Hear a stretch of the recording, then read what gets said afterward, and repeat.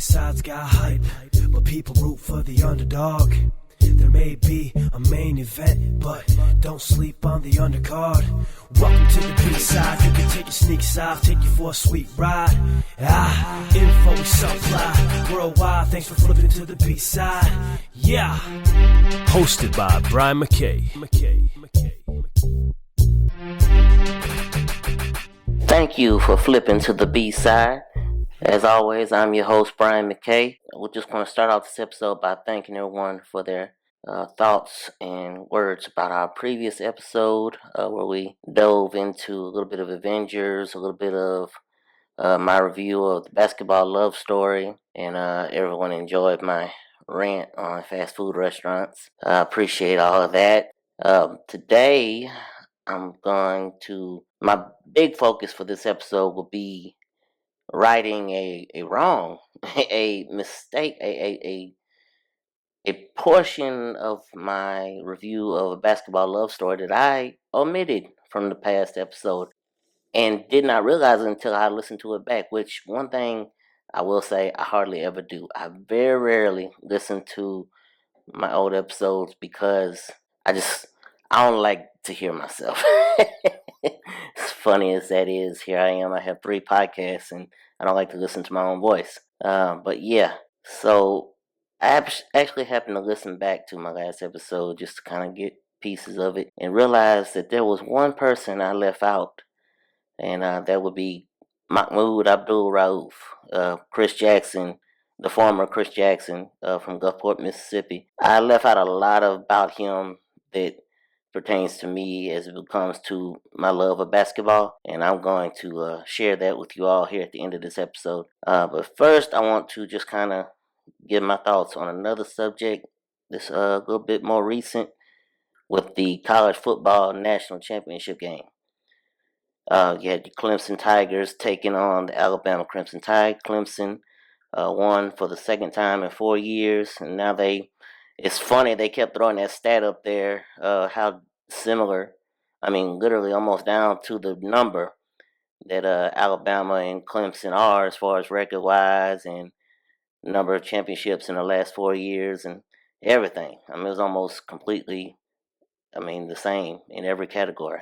But not so much a review of the game, but just because I'm not a football aficionado, so I'm not going to break down every piece and nook and cranny of that complete butt kicking that Clemson put on.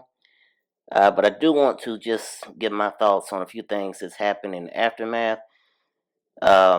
Just all over the sports media, fans, they're all calling for Nick Saban to get rid of the defensive coordinator.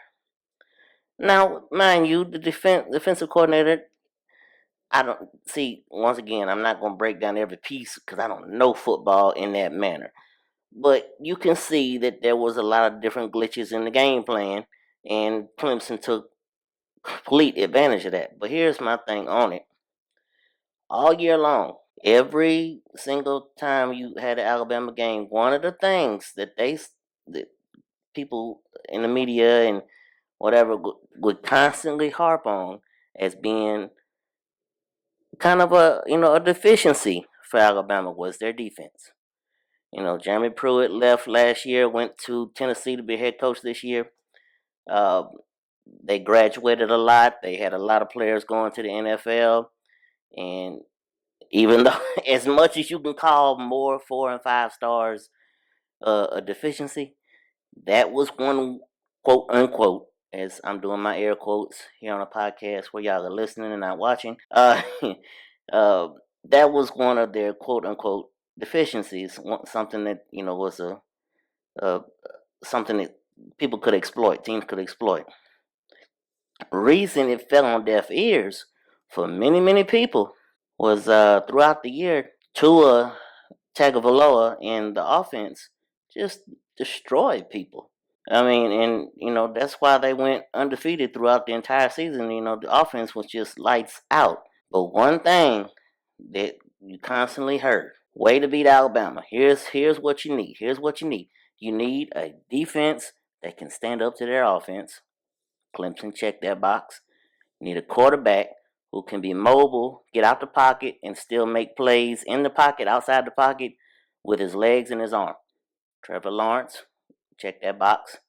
You need your playmakers on the outside. They got some stud wide receivers in Clemson.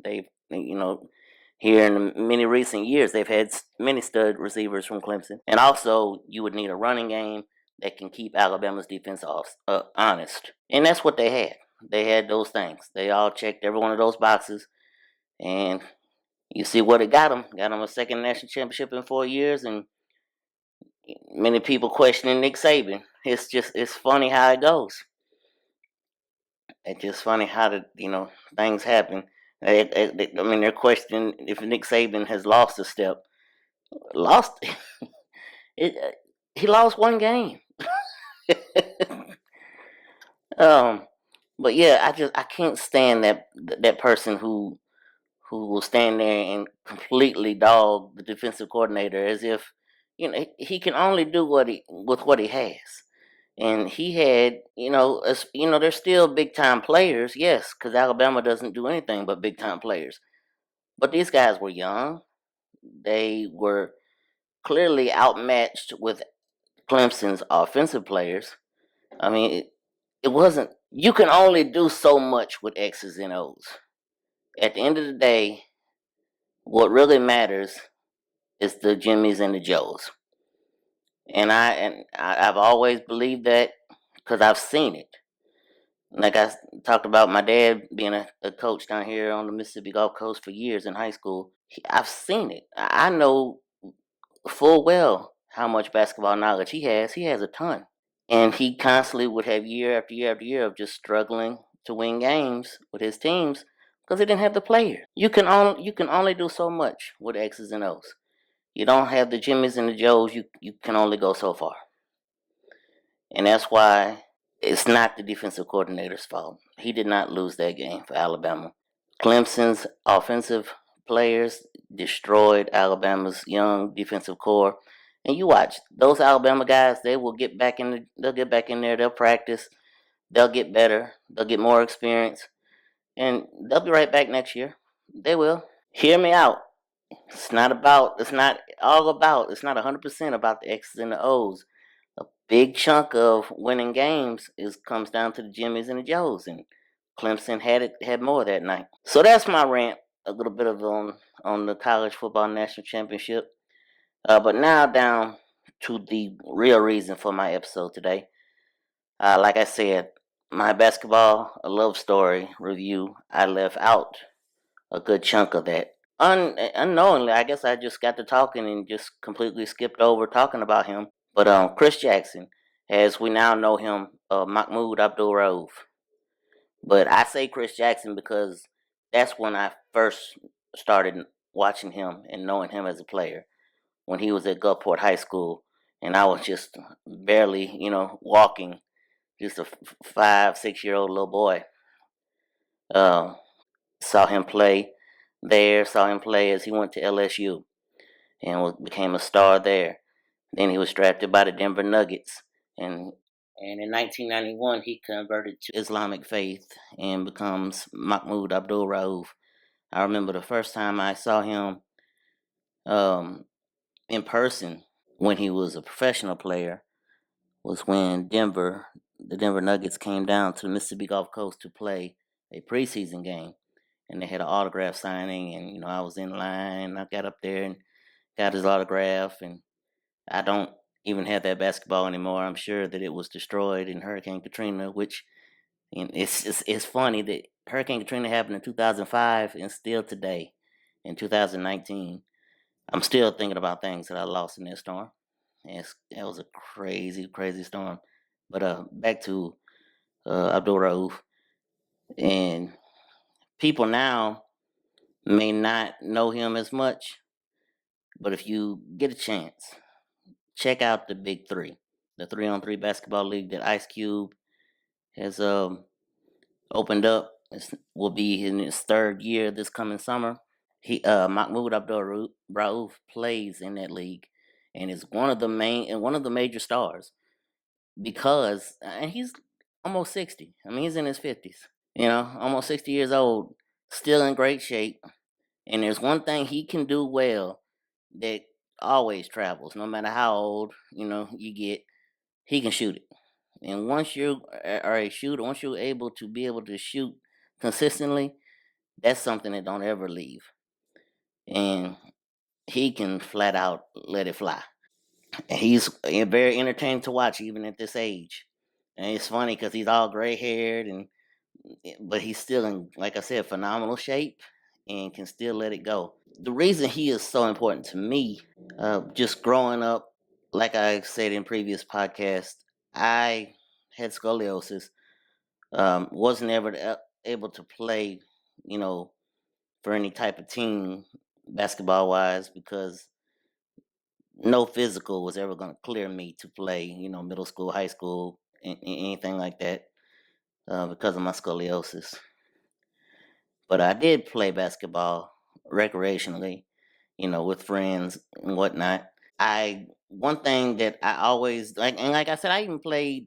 I would imagine games on my own out there playing on my own personal goal, where I would play by myself and just enact different moments in time. Like I said before, I would play on Michael Jordan's team with the Chicago Bulls, and I would be the one, not John Paxson, not Steve Kerr. I would be the one he was passing to when he get double teamed, and I would knock down the game winning shot. And that's I would get out there and I would replay those moments and have fun doing it. But uh, all that aside, when I was doing those things, when I would play recreationally with my friends, I envision myself because one thing that I have not ever shared was the surgeries that I had as a young kid, and kind of there's other words to describe it, but I'll just say fused my spine where I would only grow to a certain point. If everybody who has met my family, I look like I was adopted because my entire family is 6 foot or taller, all the way up to 6'6". So, so when people see my family and then they look at me like, "What happened to you?" I just laugh and tell them that I'm like my grandma because my mother's mother is really really short. So I always jokingly say that me and grandma are the runts of the family. But with the fusion of the spine, I knew that I was only going to grow to a certain point. So I would make I would when I was practicing anytime I was out there playing on my own, I would play as the little guy, and that's what Mahmoud Abdul-Rauf, Chris Jackson, whatever you want to call him, that's what he was. He was that little guy that was just dominant on the basketball court, and he was putting up. I mean, he would score 50 and 60 a night just with the ease, and that's how I patterned my game. But not only was he a great shooter, this is one thing that's underrated about him. And if you watch and you study film on him, you see this. He saw the floor. He was a great passer, and that's one thing that I was always keying on because I wasn't ever a great shooter. My dad and my brother got those genes. I tried to do everything else. I mean, I've actually had people tell me. Now, mind you, I was not playing with NBA, college basketball, in any kind of caliber athlete. Any athlete of that caliber when I was playing recreationally. But I've actually had people jokingly say to me, "It's like you have eyes in the back of your head." When I play because I was able, to make the no look pass, and it's not.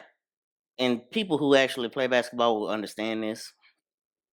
It's not that I have, no, I don't have eyes in the back of my head. I just, it's perfection. It's seeing the floor, and that's one thing that a lot of kids today don't really know. Don't really, they're just out there playing. They don't ever really fathom this. Don't ever think about this. But if you can see the entire floor, you unlock your peripheral vision, and you can see it all unfold. I mean, like a good point guard should.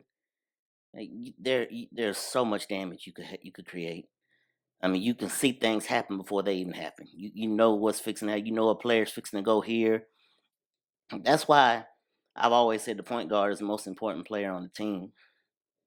He might not be the best player, but he's the most important because he has to know everybody's position.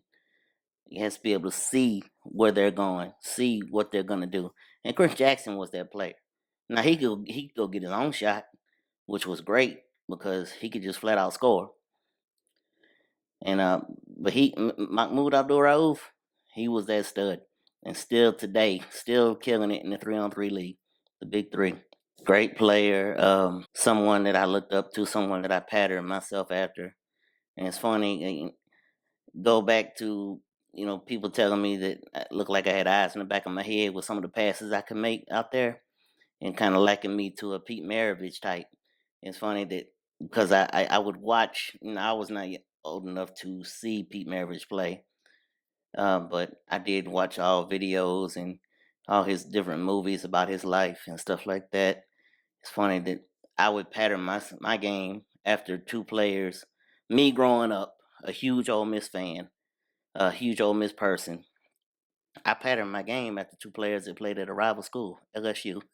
So that was kind of interesting. But no, Chris Jackson, Mahmoud Abdul-Rauf, huge part of my basketball fandom, and someone that I've always looked up to and continue to marvel at his greatness still today. So that being said, I know this is kind of a short episode as compared to other ones I've had, but I did want to get that out there.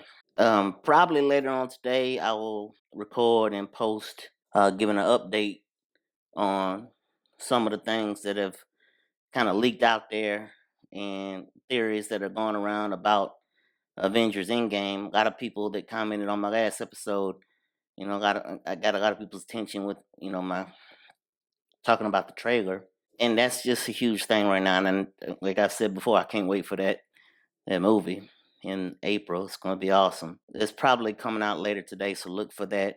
Let me know. This is what I would love. I'd love for people to comment. Let me know what you think. All my basketball players out there, who did you pattern your game after? So feel free to comment on this episode. Let me know. Give me a review online on Apple, iTunes. You can give me a review on Spotify, Google Play, TuneIn, wherever you're getting this podcast.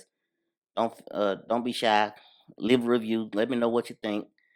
Things that you like, things you don't like. Hey, I'm up for it all. Just remember when you're doing the star method, that 4 and the 5 stars, that's all that's required. The stars below that, they don't count.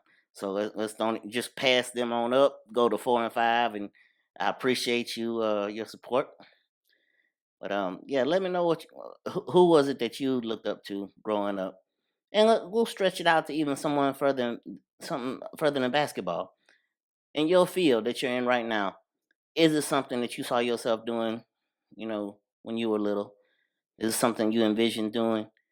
And if so, who did you look up to in those points, in that point in time, that made you think, oh, that's where I'm going to be when I grow up? Who was that? Let me know. Hit me up, Twitter, at the B-Side Podcast, Instagram, at the B-Side Podcast, on Facebook, we're at the B-Side Podcast. Everywhere you look, that's what you're going to find, the B-Side Podcast. Email me, the B-Side Podcast at gmail.com. Get me and let me know what you think.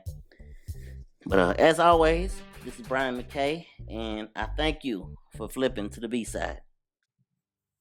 You can listen to the B-Side Podcast at Apple Podcasts, Google Play Music, Spotify, and TuneIn. Also, be sure to check out our YouTube channel. Please be sure to follow our show on Facebook, Instagram, and Twitter at the B-Side Podcast. That's at the B-Side Podcast on Facebook, Instagram, and Twitter to get all the updates and different things happening with our podcast. Be sure to email us any questions, comments, what you think you like about the show, what you don't like.